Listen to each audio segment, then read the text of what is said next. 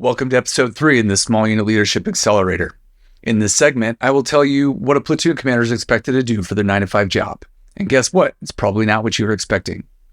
If you're wanting to know more about what platoon commanders actually do, you are in the right place. Thanks for putting time into making yourself a better leader. The better you are leading, the better we are winning. In this episode, I will bring you the 3 core functions of platoon leadership: manning, training, and equipping of Marines in the platoon, so the platoon is mission capable.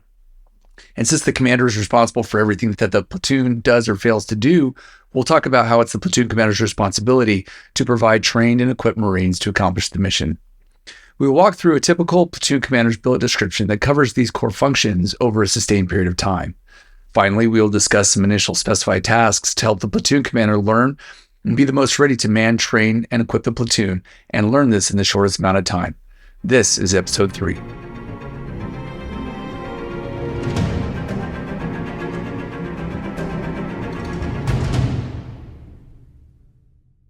When the new officer takes command, determination, grit, and initial officer training are not quite enough to transform the second lieutenant into a competent and trusted unit leader. Simply appointing the new lieutenant as the individual accountable for everything the platoon does or fails to do is not enough to actually prevent many painful situations from occurring. Loss of mission-critical equipment, vehicle accidents, training fatalities, inability to promote worthy Marines, and toxic command climate are all symptoms of low-functioning unit leadership. Unless the unit has a very robust system of training and knowledge turnover, the platoon commander's fate rests in the hands of his or her new staff NCOs. He or she is left to rely on them fully to know and do all the right things that are needed to accomplish the mission and protect the unit from the most painful of these situations. Another sober reality is that staff NCOs come from all kinds of backgrounds. Many of them may be in a similar situation where there are too many new things to learn, and they also might not know all the procedures to keep the platoon running correctly. A word of experience for you: have healthy skepticism about the confidence displayed by those you rely on. Be on the lookout for incompetence masked as hubris. See excellent performance firsthand for allowing yourself to trust implicitly. Actions speak louder than words, and that's all I have to say about that. In this episode, we'll discuss the platoon commander's 4 dimensions of military unit leadership. Simply put, these are man, train, and equip the unit to accomplish the unit's mission. The unit's mission is different in each platoon around the Marine Corps, so this series is not meant to be specific to any occupational field. But the other 3 dimensions, manning, training, and equipping, are applicable to essentially every platoon in the Marine Corps, and in each and every case, the commander is accountable. Said another way, the purpose of military officership is to be accountable for developing and protecting the unit's viability to deploy and operate in combat through leadership, training, and equipment readiness. This is so important, I'll say it twice. The purpose of military officership is to be accountable for developing and protecting the unit's viability to deploy and operate in combat through leadership, training, and equipment readiness. For many high-functioning units, the new platoon commander's boss gives an initial counseling at the start of his or her time in command. In a proper initial counseling, the full breadth of the expectation of that new platoon commander is communicated verbally and in writing. The most professional leaders provide that expectation in the form of a written billet description. That billet description then transfers directly to the fit rep at the end of the reporting period.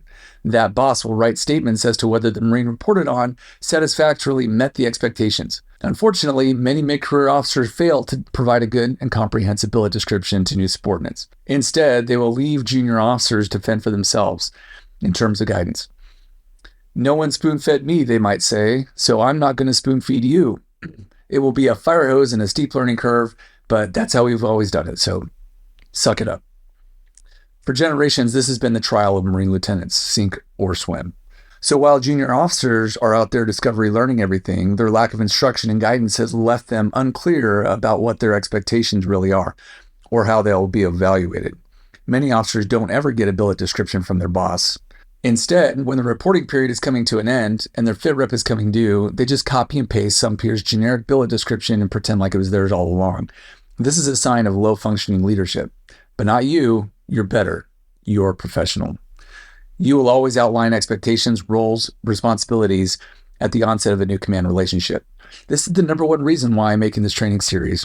I will tell you what specific roles, responsibilities, and expectations you should have for the people that work for you. Even if you aren't an expert in every detail of what the platoon provides to the Marine Corps, you can take these billet expectations and delegate them directly to your people and have confidence that they are at least 80% correct before you do any tailoring. Stay tuned for more episodes as we go through more job functions like platoon sergeant, training NCO, staff NCOIC. So for now, we'll assume that you haven't had an excellent initial counseling and you don't know exactly what you should be doing for your day job as the new unit leader. Today, we'll start with a platoon commander. This platoon commander initial counseling that I'm about to give you will cover the manning, training, and equipping work that you need to do to ensure your platoon is viable to deploy and operate in combat. If you can do all this, you should have a successful tour of duty. First, we'll cover the billet description. While broad in general, this billet description should suffice to make you aware of the platoon commander's general expectations. But as a concise overview, it only provides wave tops. There's a large amount of detail that will be unpacked over time. The knowledge is locked away for now, though we hope to unlock it through this training series. Also, please be attentive to the fact that each job responsibility we go through here relates to manning, training, equipping, mission accomplishment, or a combination thereof. Also, a disclaimer. Be aware that there are no prescribed billet descriptions. Senior officers need to determine what work is needed for their unit to be successful. The list I'm going to go through here with you is a good sample for a typical platoon commander. It's not one size fits all. Also, you don't need to be sitting here furiously scribbling down notes. It is all provided to you in the show notes. Okay, no further ado. First, the platoon commander shall lead, direct, guide, and coach the staff NCOs and Marines of the platoon. And this is obviously related to manning. Next, provide training to Marines to accomplish the unit's mission as tasked by the commanding officer. This relates to both training and manning. Next, maintain equipment accountability and readiness and provide equipment resources to support operations throughout the combatant command or COCOM AOR, and this falls into the equipping category. Next, develop leaders that take charge of their teams and sections, conduct planning, and deploy as small unit leaders. This is both manning and training. Next, provide administratively and medically ready Marines who are capable to immediately deploy in response to crisis and in preparation for deployed exercises. This relates to manning. When directed, assume duties as exercise officer, lead planner, or detachment or site OIC. This is focused on mission accomplishment. Finally, coordinate with the company commander, operations officer, or chief, and executive officer to align and synchronize efforts to fulfill the unit commander's intent on all matters. This is also focused on mission accomplishment. In the upcoming episodes in this Leadership Accelerator, we will discuss many ways in which a platoon commander can successfully lead his or her platoon across all of these different aspects of unit leadership. As a new platoon commander arrives in his or her new billet, and the company commander or unit XO finishes the initial counseling, it may be typical to hear a parting comment along the lines of, "Go meet your Marines, review your turnover binder, and get to work." Well, as we make our way to the platoon spaces and attempt to proceed as directed on our first official day, we go meet our staff NCOIC, we walk around the facilities, and we meet many of the NCOs and junior Marines. Most platoons won't skip a beat. When the new platoon commander arrives, operations will continue as they had. NCOs will carry out the plan of the day. However, without many of the tools needed to assess whether the platoon is functioning well or not, the new platoon commander may be tempted to accept the status quo. Marines may or may not look busy. It's not clear whether they are doing all the right things. It's not clear if the Marines are sufficiently trained as independent operators. It's not clear whether junior Marines are nurturing a toxic command climate. It's not clear if this is a safe work environment. It's not clear if this is the acceptable level of cleanliness. It's not clear if the unit's equipment is present and or ready to deploy. The lieutenant recalls the instruction to review his or her turnover binder, but as is typical across the Marine Corps, life was too busy and the previous platoon commander failed to prepare one that may be of any use. The knowledge of the previous platoon commander is lost. So in the interim, absent a useful turnover binder, I'm going to give you this list of specified tasks the new platoon commander should be doing the minute he or she sets foot at the new unit. If you are a new unit leader, get these 5 things done so you can get started in true Message to Garcia fashion. You'll also find a complete set of tasks in the show notes. First thing on your to-do list, get started requesting access to your information systems. There are many. This list I'm about to give you is just a good start. You aren't really up and running as a platoon commander until you have them and know how to use them. Before you can get access, though, you'll need an up-to-date cyber awareness training certificate. As of 2024, we still call this training Cyber Moo. Every active duty NCO and officer should know exactly what this is. So if you're having trouble getting access to it, just ask literally anyone in your unit. Okay, now for the list. In what I would consider a priority order for new platoon commanders. First, you'll need access to the NIPRNet, or Unclassified Network. Its long name is the Marine Corps Enterprise Network, but we just call it the MCN for short, or just NIPR for extra short. And you get this from the S6. Sit tight, this one could take a while. But at the end, you'll have your official usmc.mil email address and OneDrive, etc. Okay, next. There's Marine Online Unit Leaders module that you get from the S1. You'll need this for at least daily accountability of your Marines. Next, there's the OMPF view, which makes it so you can log into Marine Online and see the official military professional files of the Marines that work for you. This also comes from the S1. While you're at it, make sure the S1 is adding you to the unit's award processing system called IOPS for short. Next, there's the unit SharePoint, which is where the unit stores most of its operational information. You may be getting this from the S6 or the S3. Look for an office called Information Management for more information. Next, there's the GCSS Marine Corps, which is the maintenance and supply database that you get from the S4. There's also a hidden module in the Marine Corps Training Information Management System, MCTIMS for short, called Unit Training Management. You get this from the S3 training office. The MCTIMS Unit Training Management module gives you the ability to manage training for your platoon. Last on the admin side, there's the Defense Travel System, or DTS. The job is called Routing Official, and it's a module that you get from the S1. This allows you to keep tabs on who in your platoon is conducting commercial travel and how the reimbursements are going. Trust me on this one, you want to master DTS as soon as possible, for your own sake and for the sake of your Marines' finances. For many of you, you should be getting your classified network access, aka MCN-S, from the S6. Also ask about whether your unit needs you to get access to the Automated Message Handling System, or AMHS, and coalition networks like Centrix. It's very likely that your job will require access to more systems than just these. However, of these 10 common systems, I bet that every platoon commander and staff NCO should definitely have access to 5, 6, or 7 of them. If you're in a unit that deploys frequently and you have lots of equipment, you are very likely needing all 10 out of 10 of these, plus more. Just don't let this be a surprise. And bonus tip, if you're a professional, which I know you are because you're still here listening, then during your onboarding time, you'll go around to these offices every few days to check on the status of your access requests. It might not be that important to the S1, the S3, the S4, or the S6 to get you access to these accounts. However, it's important for you to be up and running, being effective, and leading your units. Stay aggressive, but also, of course, stay respectful. The second initial specified task is this. Assume responsibilities as the responsible officer, or RO, for the platoon's equipment. There are 2 main meanings here that I want to unpack for you. First, the platoon commander is the official owner of the equipment. This gives him or her the authority to determine how, when, or where to employ the equipment. Maybe it's a weapon system, maybe it's an electrical generator. Regardless, the platoon commander has the right to direct how all of his or her equipment is to be used. The second point is that with this authority to own and employ the equipment comes the responsibility to make sure that the equipment is always mission ready. And with that, welcome to another major trial of military officership, making sure all of the unit's equipment is first, present and accounted for, and second, maintained. That equipment set is listed on what we call the Consolidated Memorandum of Receipt, also known as the CMR. You can read all about it in Marine Corps Order 4400.150 or its successor publication. But when you assume responsibility over the CMR, you become personally accountable for ensuring millions of dollars worth of equipment is present and mission ready. This is a big deal. A lot of officers get burned here. I did. There are a lot of techniques for accounting for equipment, but I will leave you with one main mindset. Get your eyeballs on every piece of equipment you will own before accepting responsibility. If there's a serial number on that item, get your eyeballs on that serial number. Then get your eyeballs on it again every time you recertify that it's present. You may be personally, financially liable for lost equipment. More on this to follow, but for now, trust no one. Don't trust the previous platoon commander. Don't trust the previous equipment owner. Take no one's word for it. Don't consider a piece of equipment to be present unless you've actually laid eyes on it. Third initial specified task.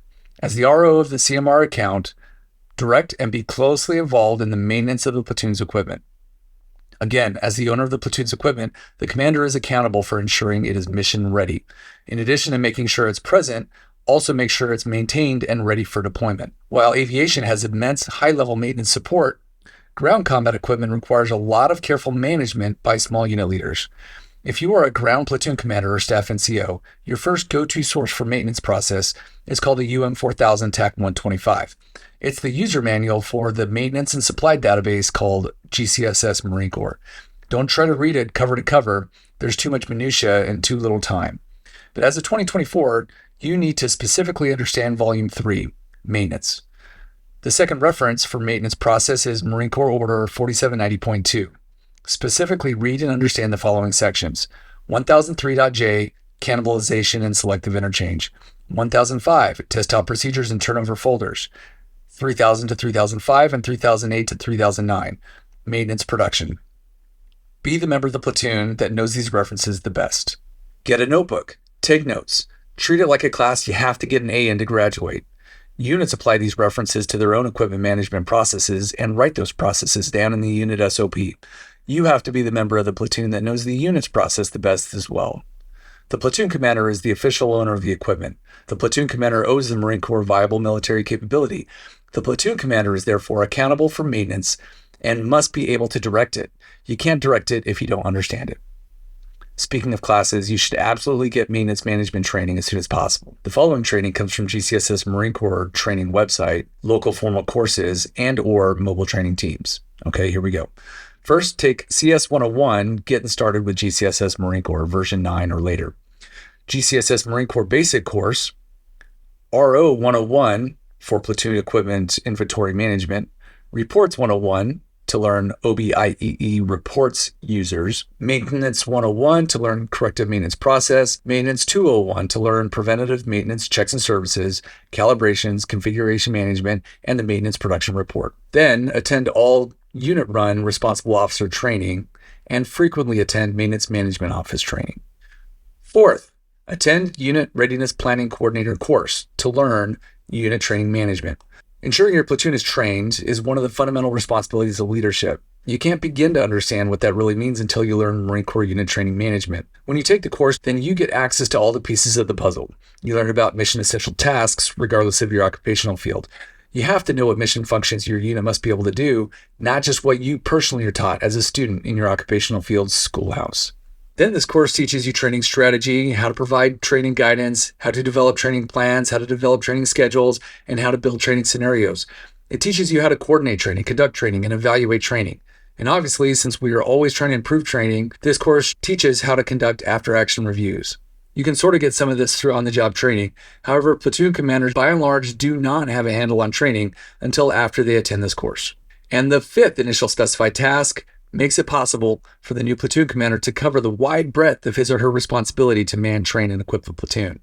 Establish the following billets to delegate stewardship over the unit's functional areas: Staff NCOIC or NCOIC, Platoon Sergeant, Training NCO, DTS Routing Official, Safety NCO, GCSS Marine Corps or Maintenance NCO, Motor T NCO, Calibrations NCO, Modifications NCO, Publications NCO, PMCS NCO, Supply or Inventory Control NCO, Battery NCO, Vehicle Crews, Embarkation NCO. I'm not saying that every Marine Corps platoon needs every one of these billets. For example, if you're leading a supply platoon, you probably won't be doing very much maintenance work on military trucks. But you should also not have a platoon where no one has training on calibrations, modifications, preventative maintenance, checks, and services.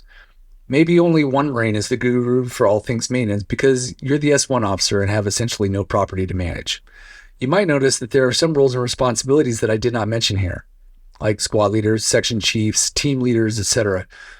Those are a lot more unique to each different unit's organization and mission, so I'm not going to get into it here.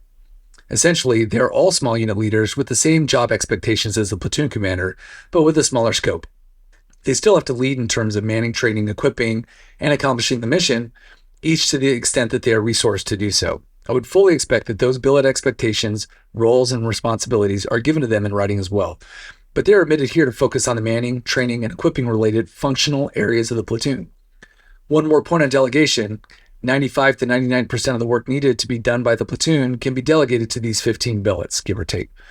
If the platoon commander is brand new, fresh out of the schoolhouse, then he or she might not know enough about anything to direct any specific tasks to be done at any specific time or in any specific way. This is okay as long as, first, the platoon commander is continuously curious and learning. And second, these platoon manning, training, and equipping functions are covered by responsible Marines. We'll discuss how to divide this labor among small or large platoons later.